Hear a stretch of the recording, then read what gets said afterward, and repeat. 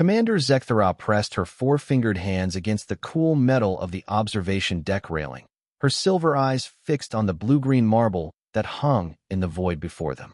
Earth. The humans' homeworld looked deceptively peaceful from this distance, its swirling clouds and vast oceans masking the chaos that had erupted across its surface just months ago. She had been a warrior for over 2 centuries, had seen the rise and fall of 3 different galactic empires, and had personally led campaigns against some of the most vicious species the galaxy had to offer. The crystalline Vorthak with their razor-sharp limbs that could slice through battleship hulls. The gas-dwelling Nimeri who fought with toxic clouds that could melt armor in seconds. The mechanical synthoids whose emotionless efficiency had once made her question if organic life was truly superior. But nothing, absolutely nothing, had prepared her for humanity. The war had started as wars usually did in the galaxy, with territory disputes and resource claims. The Galactic Federation had been expanding steadily for millennia, bringing order and civilization to countless worlds. When the humans were first discovered, they seemed like any other primitive species. They had barely achieved faster-than-light travel. Their weapons were crude projectile-based systems, and their military tactics appeared straightforward and predictable.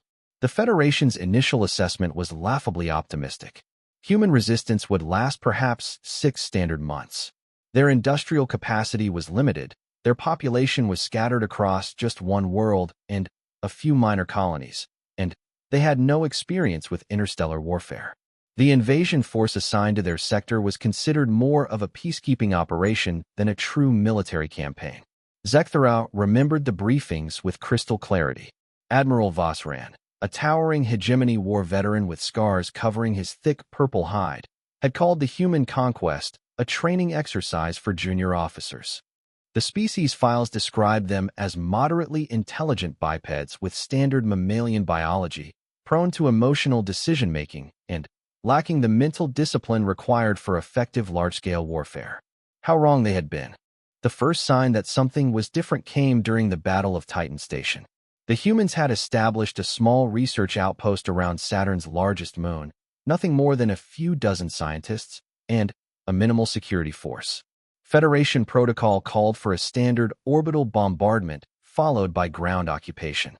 Clean, efficient, minimal casualties on both sides. But when the human commander was given the ultimatum to surrender, his response had been unlike anything in Zekthara's experience. Most species, when faced with overwhelming force, would negotiate. They would seek terms, try to minimize losses, perhaps bargain for the safety of their civilians. The human commander, a middle-aged man with graying hair and tired eyes, had simply said, "Come and take it." What followed defied every tactical manual in the Federation archives. The humans didn't attempt to defend the station in any conventional sense. Instead, they rigged their own facility with explosive charges and waited. When the Federation Marines breached the airlocks, they found corridors that had been turned into death traps. Every doorway was a potential ambush point. Every junction had been prepared as a kill zone. But it wasn't the tactical preparation that disturbed Zekthara. She had seen defensive positions before, had even admired particularly clever ones. What chilled her to the bone was the humans' attitude toward their own safety.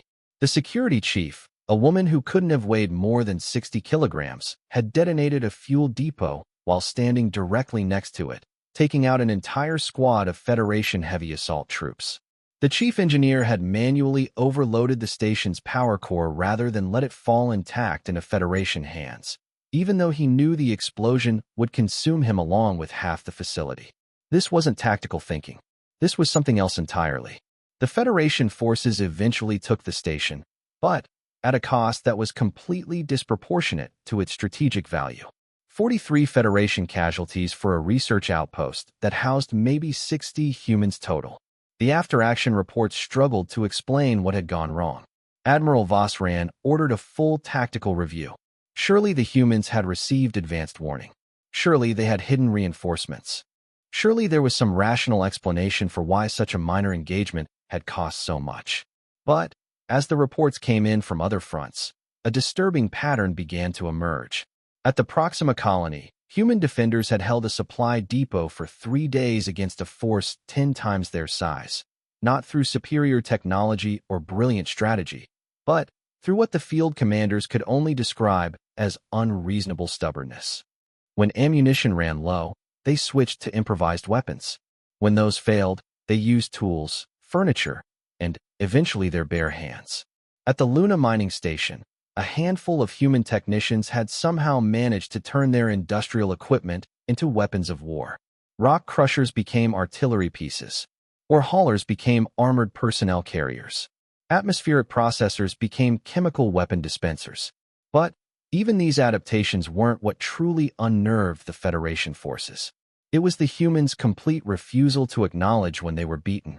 Standard Federation doctrine assumed that any rational enemy would surrender when their position became untenable. When facing annihilation, most species would seek terms. Even the most warlike races had breaking points where self-preservation would override aggression. Humans seemed to lack this basic survival instinct. Zekthara had witnessed it personally during the assault on New Geneva. She had been leading a strike team through the city's commercial district when they encountered a human civilian barricade. Not military personnel, shopkeepers, teachers, office workers.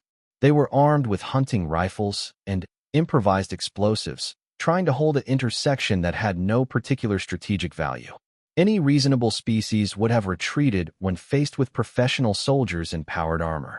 These humans had held their ground until every single one of them was dead. The worst part was that they had known they were going to die. She had seen it in their eyes, the certain knowledge that they were outgunned and outnumbered. But instead of running or surrendering, they had fought harder. One of them, a young man who couldn't have been more than 20 standard years old, had charged her position with nothing but a crowbar after his rifle was destroyed. He had to have known it was suicide. He had to have known that his improvised weapon couldn't penetrate her armor. But he came anyway, screaming something in their primitive language that her translator couldn't quite parse. She had killed him easily, of course. A single energy blast had ended his charge before he could get within 10 meters. But as she watched his body fall, she realized something that made her stomach clench with an emotion she couldn't identify. He hadn't been trying to win. He had been trying to delay them for as long as possible, to give his companions a few more seconds to escape or reposition. He had chosen certain death for the slim possibility that his sacrifice might give his people a tiny tactical advantage. This wasn't the behavior of a rational military force. This was the behavior of a species that valued something more than their own survival. The Federation had protocols for dealing with aggressive species. They had contingencies for technologically advanced enemies. They even had procedures for handling unpredictable opponents. But they had no framework for understanding an enemy that would choose destruction over defeat. As the war progressed, and the casualty reports mounted, Admiral Vossran began referring to humans as defective. Their refusal to surrender when logic dictated they should was clearly a species-wide mental disorder. No sane creature would continue fighting when victory was impossible. But Zekthara was beginning to suspect that the humans weren't insane. They were something far more dangerous than that. They were committed. She had seen religious zealots before, species that fought and died for their beliefs. She had encountered honor-bound warriors who preferred death to dishonor. But humans seemed to fight and die for each other, for concepts that her translator couldn't adequately explain. Words like freedom and dignity and home that seemed to carry meanings far deeper than their simple definitions suggested. The breaking point came during the Siege of Terra. The Federation's original plan had called for a swift orbital bombardment, followed by occupation. Standard procedure for a planet with minimal defenses and no strategic allies. The human military couldn't possibly stand against the full might of the Federation fleet. But when the ultimatum was delivered to Earth's government, their response had been even more baffling than the individual acts of defiance they had witnessed on the outer colonies. They didn't just refuse to surrender. They declared war on the entire Galactic Federation. A single planet, with a population of barely 8 billion, had formally challenged an alliance of thousands of worlds with a combined military force numbering in the trillions. Admiral Vossran had laughed when he received the transmission. It was like a small insect declaring war on a gas giant. The sheer audacity of it was almost amusing. But as the Federation fleet moved into Earth's solar system, they discovered that the humans had been busy during the months since first contact. Every asteroid in the belt had been turned into a weapons platform. The moon was bristling with missile batteries that hadn't existed in the initial surveys. Mars had somehow been transformed from a minor colony into a fortress world with orbital defense networks that rivaled anything in Federation space. Still, it shouldn't have mattered. The Federation had brought 12 full battle fleets, representing the combined military might of 17 different species. Even with their improvised defenses, the humans were outnumbered by factors that bordered on the mathematical impossible. The siege began with a standard bombardment pattern, designed to neutralize the major population centers while minimizing damage to infrastructure. The Federation wasn't interested in genocide. They wanted the planet intact for occupation and resource extraction. But instead of the expected surrender, the humans' response had been to launch every ship they had in a direct assault on the Federation fleet. Not a tactical withdrawal to a better position. Not an attempt to negotiate. Not even a desperate gamble aimed at some achievable objective. They had simply decided that if they were going to lose, they would make it as expensive as possible. Zekthara watched from the bridge of the Triumphant as wave after wave of human vessels threw themselves at the Federation battle line. Most of them were civilian ships that had been hastily armed with whatever weapons the humans could improvise. Cargo haulers with missile pods welded to their hulls. Passenger liners bristling with point defense guns. Even small personal craft that had been turned into guided missiles. Any rational military force would have held their fleet in reserve, looked for weak points in the Federation formation, waited for an opportunity to strike where they might actually accomplish something meaningful. But the humans seemed to have abandoned any pretense of tactical thinking. They were fighting like cornered animals, all tooth and claw and mindless aggression. Except it wasn't mindless. That was what made it so terrifying. Every attack was coordinated. Every sacrifice was calculated to cause maximum damage. They were fighting with the tactical precision of seasoned veterans while displaying the emotional intensity of protective parents. A human destroyer, its hull already breached and atmosphere venting into space, had rammed itself into the Federation flagship's hangar bay rather than allow itself to be captured. The explosion had crippled the mighty Dreadnought's fighter complement and forced Admiral Vossrand to transfer his command to a secondary vessel. A squadron of human fighters, their ammunition exhausted and their weapons offline, had continued their attack run by ramming themselves into Federation supply ships. 7 of them had died to destroy a single cargo vessel, and they had done it without hesitation. But the moment that would haunt Zekthara for the rest of her life came when she witnessed the destruction of the human vessel Indomitable Spirit. It was a mid-sized cruiser, nothing particularly special by Federation standards. But it had been fighting for 6 straight hours, taking damage that should have forced any reasonable crew to abandon ship. Its armor was breached in dozens of places. Its weapon systems were failing one by one. Its life support was operating on emergency power. When the Federation finally managed to disable its engines and trap it between 3 heavy cruisers, standard procedure called for a surrender demand. Even humans, surely, would recognize when continuing to fight was pointless. The human captain's response was broadcast on all frequencies. A middle-aged woman with blood running down her face, and her uniform torn and burned. Behind her, Zekthara could see fires burning on the bridge and crew members working desperately to keep their dying ship functional. Federation fleet, the captain said, her voice steady despite her obvious injuries. This is Captain Sarah Chun of the Indomitable Spirit. You want our surrender? Come and take it. Then, she cut the transmission and ordered her ship to ram the nearest Federation vessel. The Indomitable Spirit was already dying. Its crew had to know that their ship couldn't survive another direct hit. But instead of seeking terms or looking for an escape route, they had chosen to make their destruction count. The explosion when the 2 ships collided was visible from half the solar system away. Both vessels were completely destroyed, along with everyone aboard them. Zekthara stared at the expanding debris field and tried to understand what she had just witnessed. It wasn't courage, exactly. Courage implied facing danger for some achievable goal. This was something else. This was a species that had decided that some things were more important than survival itself. The siege continued for another 8 days. 8 days of watching humans die in ways that defied everything the Federation thought it knew about warfare. 8 days of seeing perfectly reasonable beings choose death over surrender, again and again and again. When Earth finally fell, it wasn't because the humans had been defeated in any conventional sense. It was because there were simply no more of them left to fight. The casualty figures from the Siege of Terra became classified information, not because they revealed Federation weaknesses, but because they were impossible to believe. 12 full battle fleets.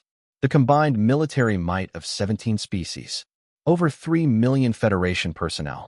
To conquer a single world defended by 8 billion primitives with inferior technology. Admiral Vossran was quietly reassigned to a desk job. The official reports blamed equipment failures and coordination problems for the massive casualties. But everyone who had been there knew the truth. They had won the battle, but they had learned something that would change everything they thought they knew about warfare. They had learned what it meant to fight an enemy that refused to be defeated. Standing on the observation deck, watching Earth's blue skies and white clouds, Zekthara tried to imagine what was happening on the surface below. The Federation occupation forces were struggling to maintain order among the surviving human population. Every day brought new reports of resistance activities, sabotage, and terrorist attacks that seemed to spring from nowhere. The humans who remained weren't soldiers. They were farmers and teachers and shop clerks. But they were still fighting. And deep in her hearts, Zekthara was beginning to suspect that they would never stop.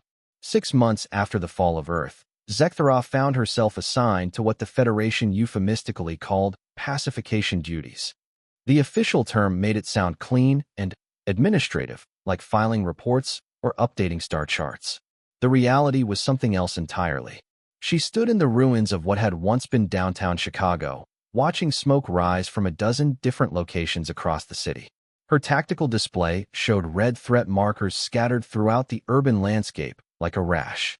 Each one represented a confirmed or suspected resistance cell, and new ones appeared faster than her forces could eliminate the old ones.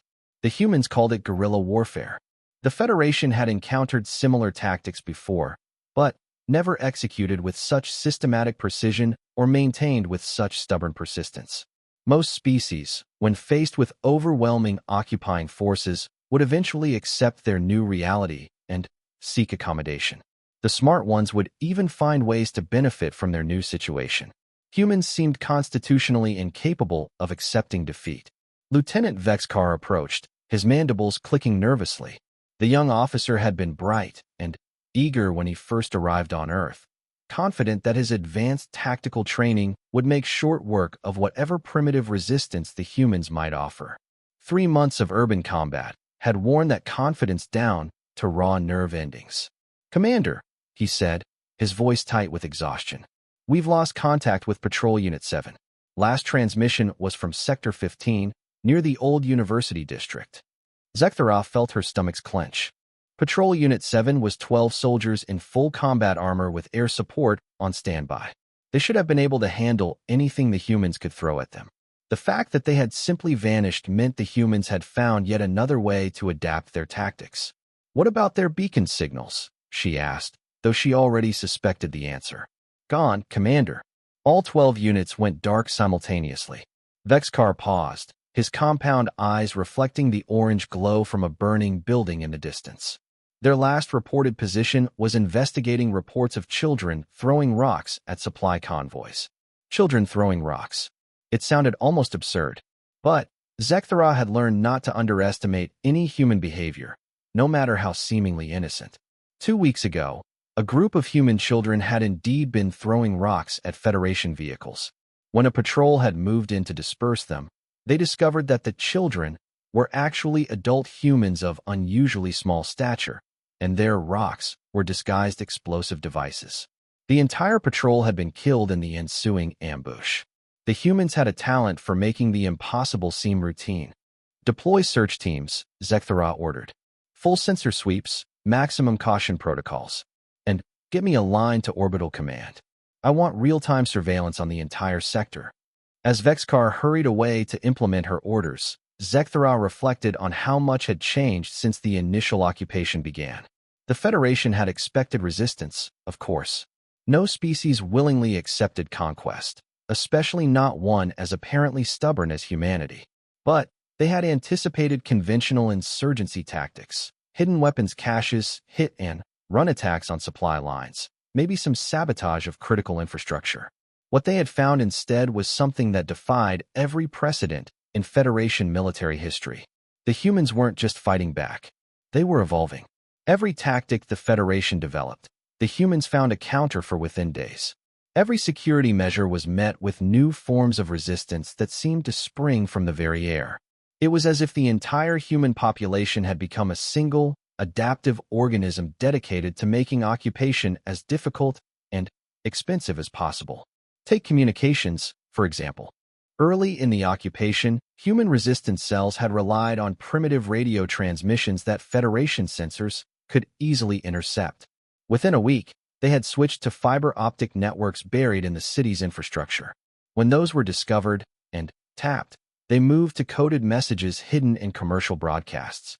When the Federation shut down all civilian communications, the humans started using trained animals to carry messages.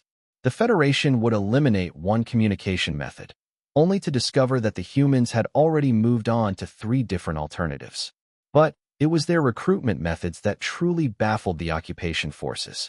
Standard insurgency doctrine suggested that resistance movements required careful organization, extensive training, and significant material support.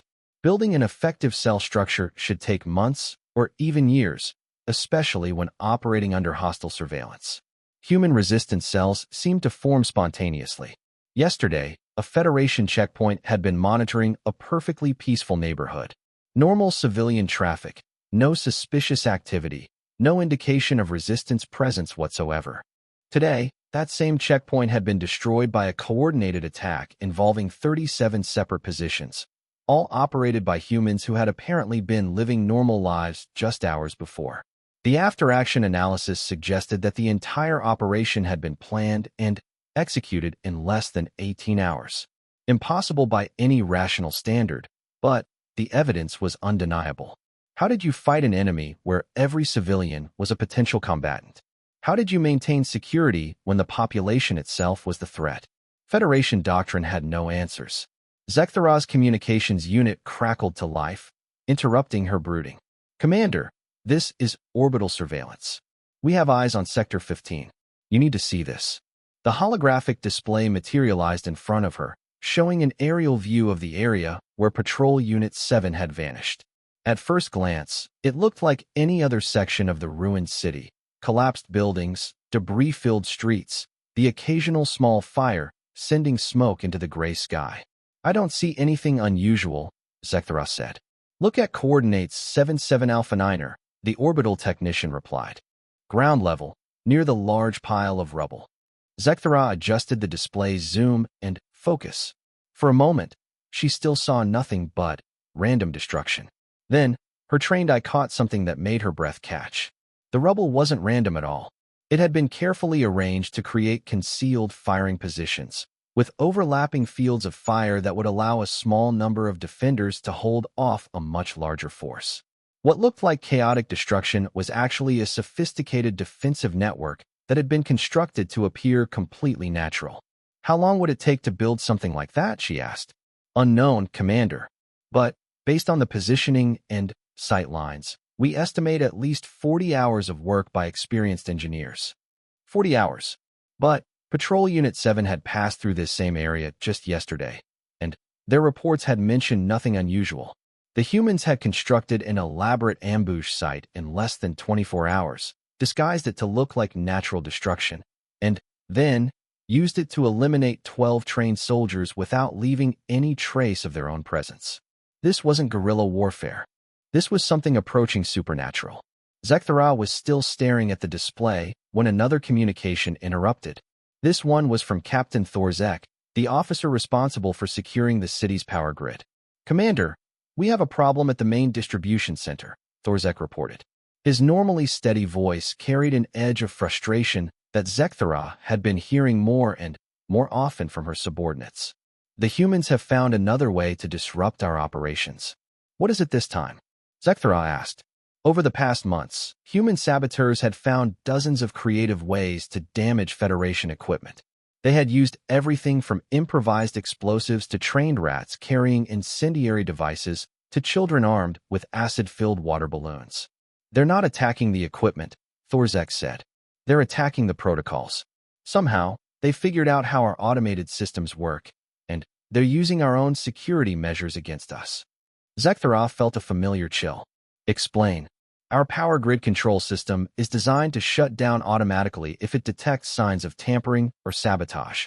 Standard safety protocol. If the system can't guarantee safe operation, it goes into emergency lockdown mode. Yes, I'm familiar with the procedure. What's the problem? The humans have figured out how to trigger the safety protocols without actually damaging anything.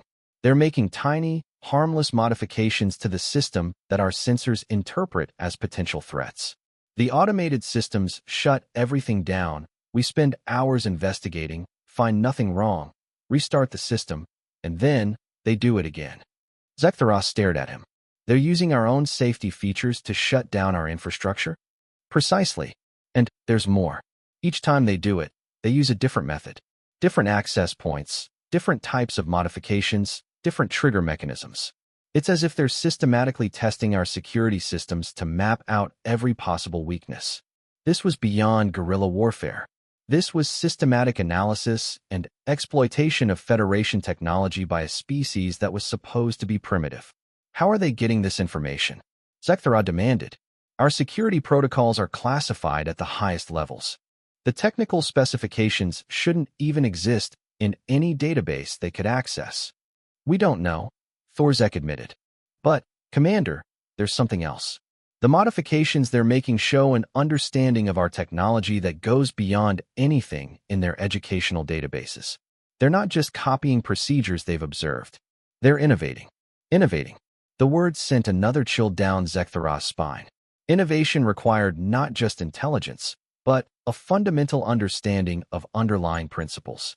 The humans were reverse engineering Federation technology, improving on it, and then using it against its creators. Over the following weeks, reports began flooding in from occupation forces across the planet. Each one told a similar story of human adaptability that bordered on the impossible. In New York, resistance fighters had figured out how to hack Federation communication networks, and were using them to coordinate attacks across multiple time zones simultaneously. In London, human engineers had somehow modified captured Federation weapons to be more effective than their original specifications. In Tokyo, an entire city block of humans had simply vanished overnight, leaving behind no trace of where they had gone or how they had managed to evacuate without being detected by orbital surveillance. But it was the incident in Berlin that finally made Zekthara understand what they were really facing. A Federation garrison there had been experiencing persistent equipment failures. Nothing dramatic, just a steady stream of minor malfunctions that degraded operational efficiency. Weapons that jammed slightly more often than they should. Armor systems that needed recalibration every few days instead of every few months. Communication gear that developed static at inconvenient moments. The technical staff had initially blamed it on Earth's environment. Perhaps the planet's electromagnetic field was incompatible with Federation technology in subtle ways. But when they finally tracked down the source of the problems, they discovered something far more unsettling. The humans hadn't been sabotaging Federation equipment in any conventional sense. Instead, they had been making tiny modifications to the local environment, adjusting humidity levels, introducing trace amounts of specific chemicals into the air, creating microscopic vibrations in nearby structures. Each change was completely harmless on its own. But, together, they created conditions that pushed Federation equipment just slightly outside its optimal operating parameters. The humans had weaponized atmospheric engineering.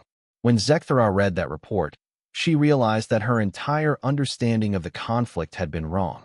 She had been thinking of humans as a primitive species struggling against superior technology. But that wasn't what was happening at all. The humans weren't fighting the Federation's technology. They were learning from it, adapting it, and turning it into something new.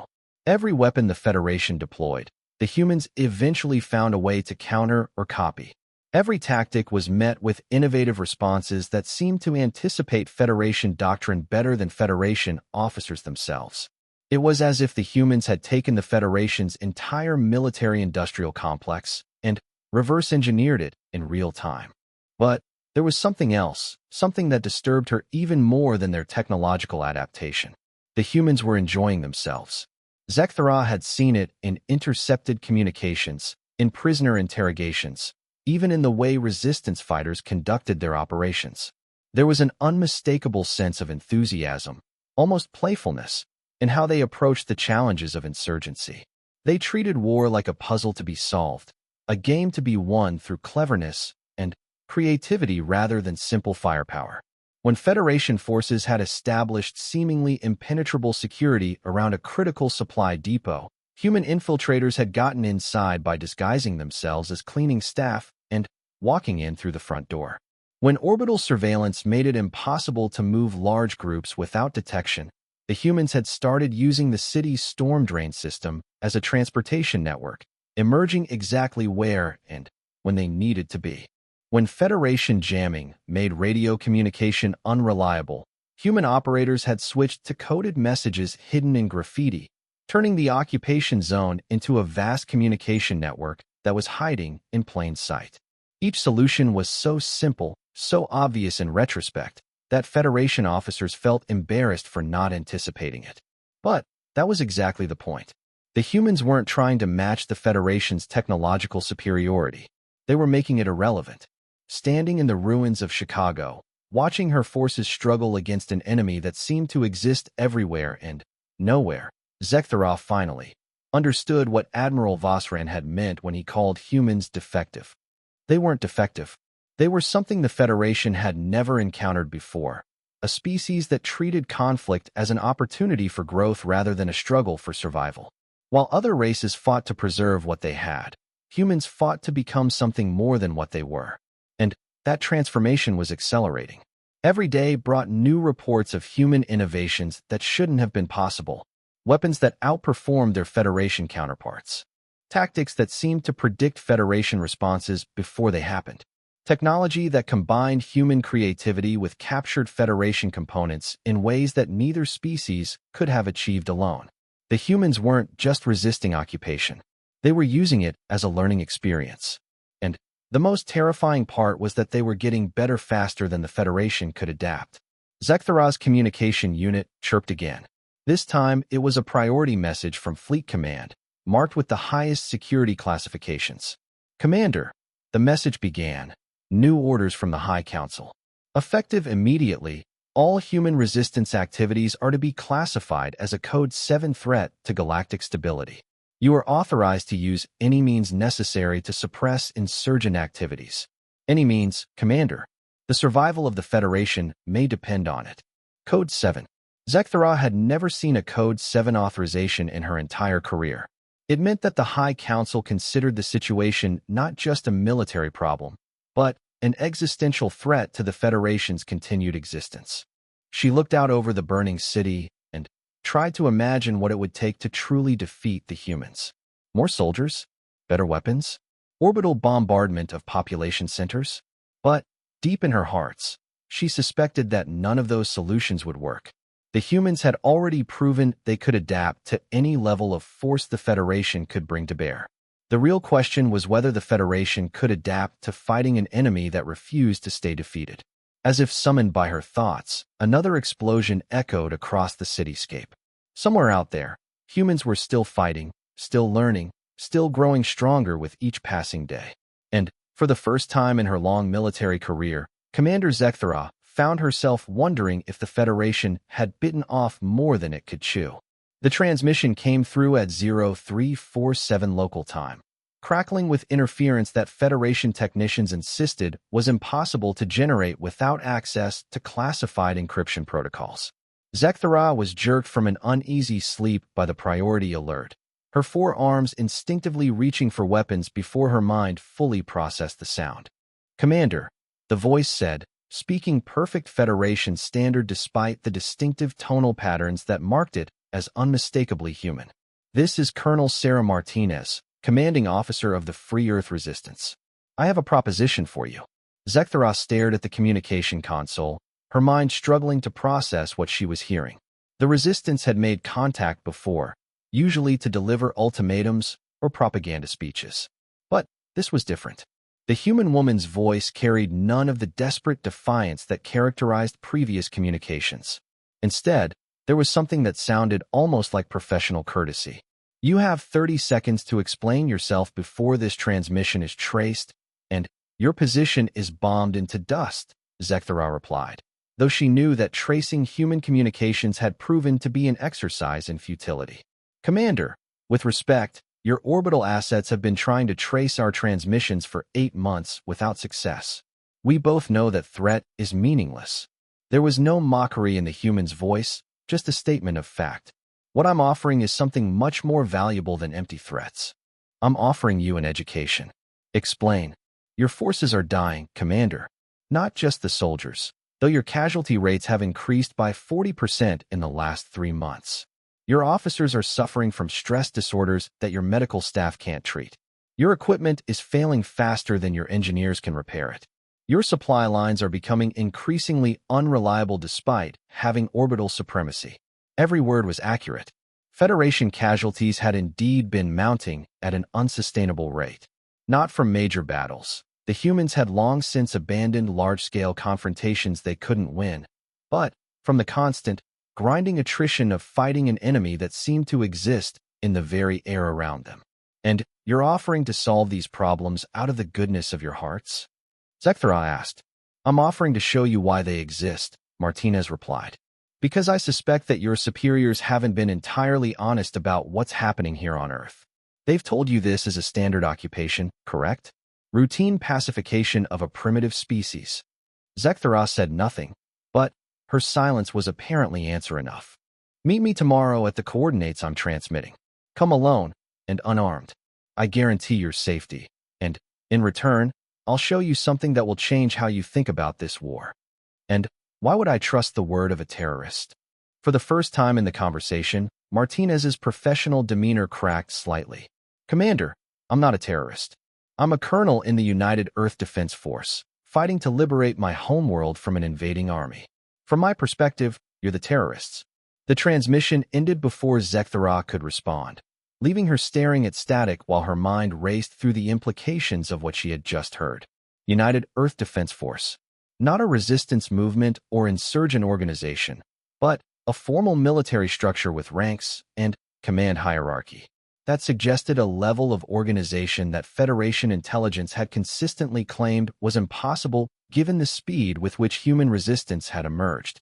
The coordinates led to a location in what had once been Central Park in New York, now a crater-filled wasteland that showed the scars of 8 months of urban warfare.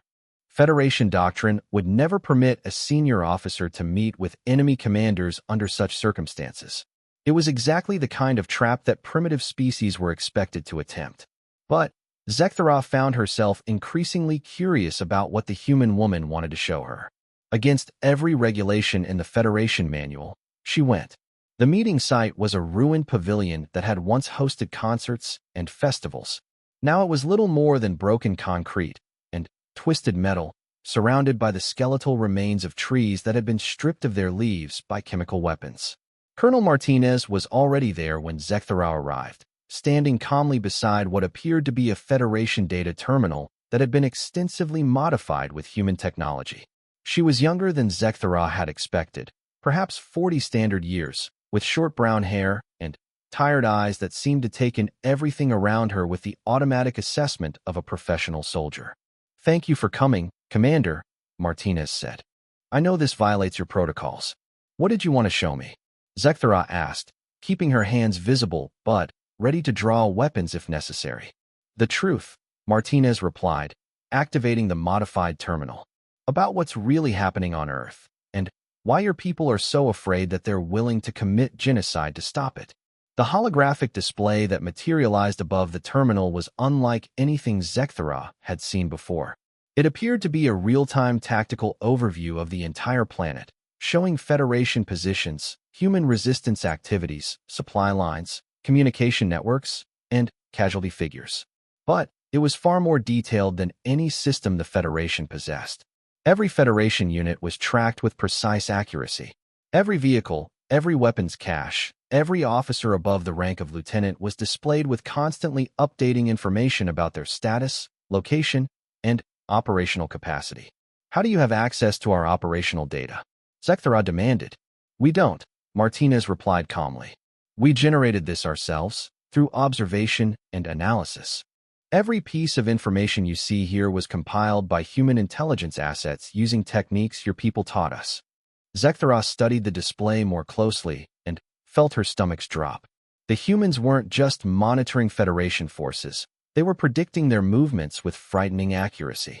The display showed projected Federation actions for the next 72 hours, complete with probability assessments and recommended countermeasures.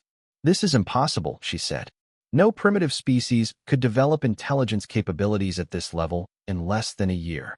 "You're right," Martinez agreed. "No primitive species could. But, Commander, we stopped being primitive the moment your people arrived." The human colonel manipulated the display controls, and the image changed to show a timeline of technological development since the Federation's arrival. What Zekthara saw made her question her own sanity. In 8 months, humans had not only reverse-engineered Federation technology, they had improved it. Energy weapons that were more efficient than the originals. Armor systems that provided better protection while weighing less. Communication networks that were more secure than anything in Federation inventory. "How?" Zekthara whispered. "Because you gave us the greatest gift any species can receive," Martinez replied. "You gave us a challenge that required us to become more than we were." The display shifted again, showing what appeared to be human research facilities that hadn't existed in the original planetary surveys. Underground complexes that housed laboratories where human scientists were working alongside captured Federation technology. But more disturbing than the facilities themselves was what they were producing. "We call it hybrid technology," Martinez explained. "Federation principles applied through human innovation. Your energy weapons use controlled plasma containment, which is elegant but energy-intensive. We've developed a system that uses magnetic field manipulation to achieve the same result with 30% less power consumption."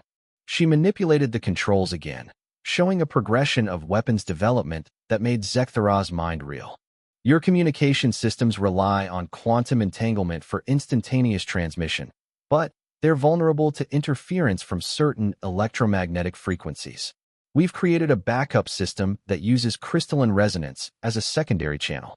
If one system fails, the other automatically takes over." Each innovation was logical, practical, and completely beyond what a primitive species should have been capable of understanding, let alone improving upon. "But the real breakthrough," Martinez continued, "came when we stopped trying to copy your technology and started asking why you built it the way you did." The display now showed what appeared to be a detailed analysis of Federation military doctrine, broken down into its component assumptions and strategies. "Your entire approach to warfare is based on technological superiority," Martinez explained. "Superior weapons, superior defenses, superior communication, and coordination capabilities. It's served you well for millennia, because most species you encounter are trying to fight you on your own terms." "And humans aren't?" Zekthara asked, though she already suspected the answer. "Humans are fighting to win," Martinez replied. "We don't care about matching your technology. We care about defeating your forces. Those are very different objectives, and they require very different strategies." The display shifted to show a series of tactical analyses that outlined human strategic thinking. Instead of trying to match Federation firepower, human forces were systematically targeting Federation logistics. Instead of defending fixed positions, they were attacking Federation decision-making processes. Instead of preserving their own forces, they were optimizing for psychological impact on Federation personnel. "Every action we take is designed to make you less effective," Martinez continued. "Not just militarily, but psychologically, logistically, and strategically. We're not trying to destroy your armies. We're trying to make your armies destroy themselves." Zekthara stared at the data, beginning to understand the scope of what she was seeing. "You're fighting a completely different war than we are." "Exactly. You're fighting to conquer territory. We're fighting to survive as a species. You're constrained by Federation doctrine and rules of engagement. We're constrained only by what we can physically accomplish. You're trying to minimize casualties and preserve infrastructure. We're trying to maximize the cost of occupation until it becomes unsustainable. The implications were staggering. Every Federation assumption about human capabilities had been wrong from the beginning. They hadn't been fighting a primitive insurgency. They had been fighting a species that was using the conflict itself as an evolutionary accelerator. How many of you are there? Zekthara asked. How many humans? About 7 billion, last count. Your initial bombardments killed roughly 1 billion people. But that just made the survivors more determined. No, I mean how many resistance fighters? How many trained soldiers? Martinez looked at her with something that might have been pity. Commander, you still don't understand. There are no resistance fighters. There are no trained soldiers. There are only humans who have decided that freedom is worth any price. She manipulated the display one more time, and Zekthara saw something that made her blood freeze. The hologram now showed a detailed breakdown of Earth's population by age, occupation, and location. But overlaying that information was another dataset that highlighted every human as a potential combatant. Children as young as 12 were running intelligence operations. Elderly civilians were manufacturing explosives in their homes. Professional doctors and teachers were conducting sabotage operations during their off hours. Even humans in Federation detention facilities were continuing to gather intelligence and coordinate resistance activities. Every human on this planet is part of the same military structure, Martinez explained. Not because they're all soldiers, but because they're all human. We don't have resistance cells, we have neighborhoods. We don't have command structures, we have families and communities who share information and coordinate activities. Zekthara thought about the countless dead humans she had seen over the past months. The shop clerk who had detonated a suicide bomb rather than let Federation forces requisition her store. The children who had led Federation patrols into carefully prepared ambushes. The elderly man who had spent weeks earning the trust of Federation personnel before poisoning their water supply. None of them had been professional soldiers. All of them had been weapons. You've turned your entire population into a military force, she said. No, Martinez replied. We've simply revealed what humans have always been. We're a species that doesn't accept defeat. When you gave us an enemy we couldn't outfight, we became something we couldn't outthink. When you gave us technology we couldn't match, we became something you couldn't predict. And what are you now? Martinez smiled, and, for the first time, Zekthara saw something in her expression that made her understand why Federation casualties were mounting so rapidly. The human wasn't afraid. Despite being outnumbered by trillions to one, despite facing technology that was centuries more advanced than her own, despite knowing that her species was facing potential extinction, Colonel Sarah Martinez was genuinely confident that humanity would win. We're what every species becomes when it's forced to choose between evolution and extinction, Martinez said. We're what the Federation created when it decided to make war on a species that treats impossibility as a starting point rather than a limitation. She shut down the display and stepped back from the terminal. Your superiors know this, Commander. They've known it for months. The reason they authorized Code 7 protocols isn't because they think more force will win this war. It's because they're hoping to exterminate us before we spread. Spread? Did you think we were only on Earth? Martinez asked. Commander, human ships left this system within hours of your arrival. Some were carrying refugees, but others were carrying everything we've learned about Federation technology and tactics. By now, there are human colonies scattered across dozens of star systems, all of them building on what we've discovered here. The true horror of the situation finally hit Zekthara. The Federation hadn't just attacked a primitive species. They had provided that species with the motivation and opportunity to rapidly advance their capabilities. And now that advancement was spreading beyond Earth. How many systems? She asked. Enough, Martinez replied. And, Commander, every colony is learning from what's happening here. They're developing new technologies, new tactics, new ways of thinking about warfare that your people have never encountered. Each one is becoming something unique, something adapted to local conditions and challenges. Zekthara imagined dozens of human colonies, each one evolving different solutions to the problem of fighting superior forces, each one sharing information and innovations with the others, each one becoming more dangerous over time. But here's what really should terrify your superiors, Martinez continued. We're not the only species that's been watching this conflict. The galaxy is full of races that have been conquered by the Federation, species that accepted defeat because they saw no alternative. Now they're seeing what's possible when you refuse to accept the impossible. The implications cascaded through Zekthara's mind like falling dominoes. If other species began adopting human tactics and technologies, if they started approaching warfare with human adaptability and innovation, the entire foundation of Federation power would collapse.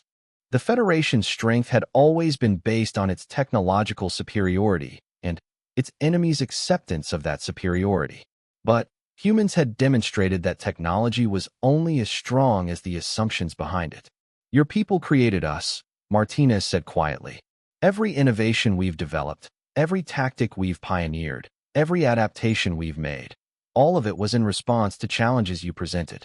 You took a species that was comfortable with its limitations and forced us to discover that we didn't have any. What do you want? Zekthara asked. What I've always wanted.